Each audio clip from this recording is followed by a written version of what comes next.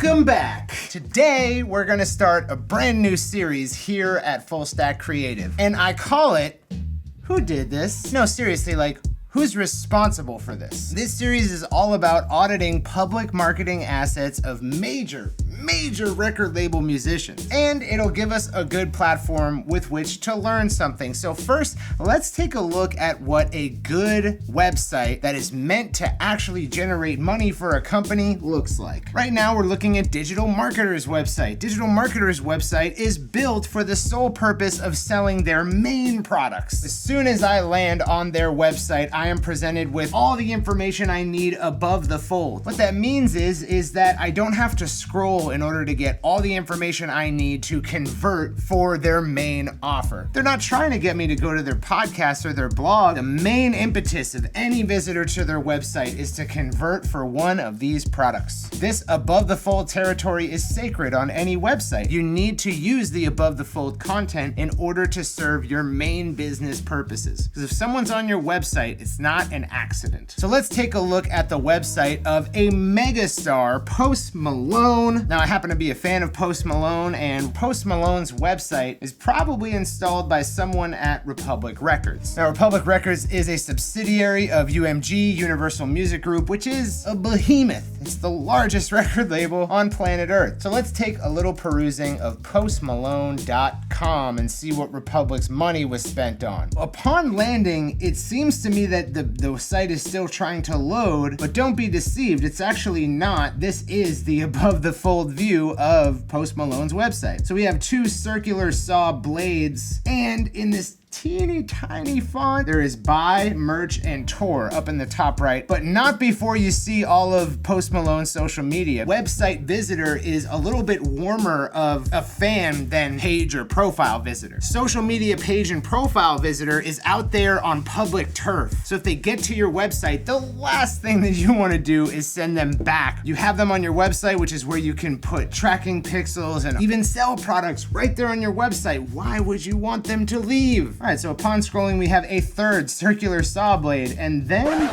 the credits to his latest album? Ooh, what? I'm pretty sure that this is the liner note artwork for his album on his website as the homepage, and an outdated photograph of Post Malone. So let's say that I came here and I actually wanted to buy something. I just couldn't see the 12-point font in the top right. So upon scrolling, I'm met with a whole bunch of stuff that's completely irrelevant to my user experience. It is pretty base, like it would impress the Tumblr crowd, but not exactly the best homepage. But it's okay, Posts. We're gonna check out your links. It's gonna be fine, Posty. Posty, don't worry.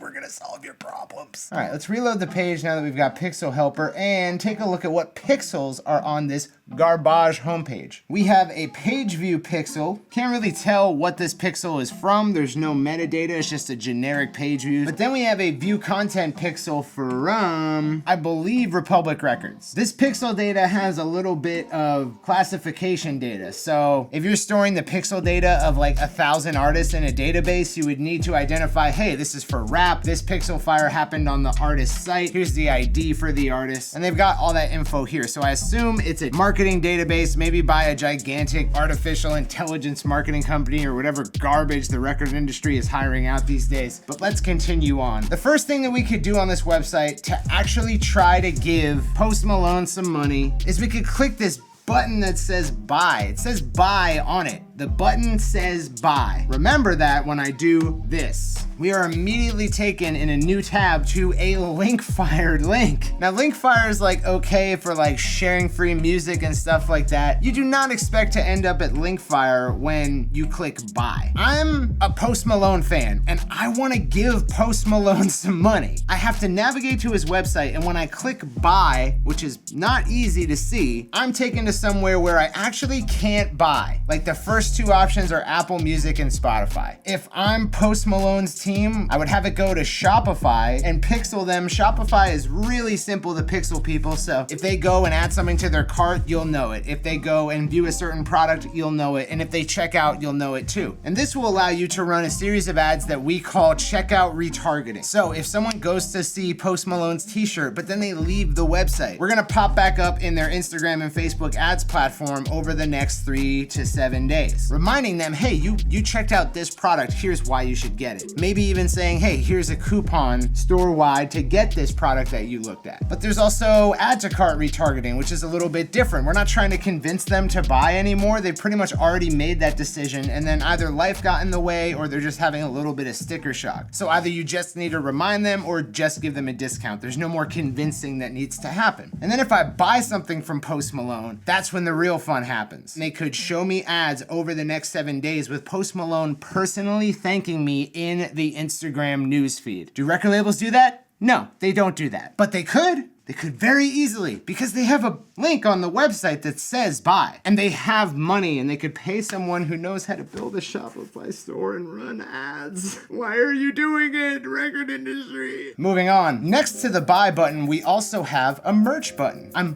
hope this goes to a Shopify. Clicking it, oh, shop.postmalone. But I'm looking at a product and it's not doing a view content pixel event. It's just a page view event, which means that I was like on the website. It's not very specific. But also it's not obvious that I can buy anything else on this store, and I don't even know if I can buy anything else on this store. I'm a Post Malone fan. I'm like, I want a hoodie, I want a t-shirt, I wanna go buy something from Post Malone, I wanna give him my money. I like his music so much, I'm going to give him my money. Here you go, Posty, thank you. Go to his website and try the buy button, strike out. Try the merch button, strike out. Do I have to go to eBay, to Amazon, to pay some bootlegger to pay you, Post Malone? Okay, so we got one more link to click, and I'm hoping that there's some good news here. I'm hoping that his record label's really looking out for him. They're gonna make sure that he's got fantastic tracking on his tour section, because that's where all the money's made. That's what we know that about the record industry, because the money's obviously not made in merchandise on these websites. Okay, so clicking on tour, we're looking at all of Post Malone's tour dates. Check one off. And looking at the pixel, we have two different pixels, one of which is a view content standard event. So we have the first step in the funnel, right? They're looking at a product. Problem here is that we don't use view content standard events on a tour page. We use it on the sales page for the individual tour date. Because how do I retarget you?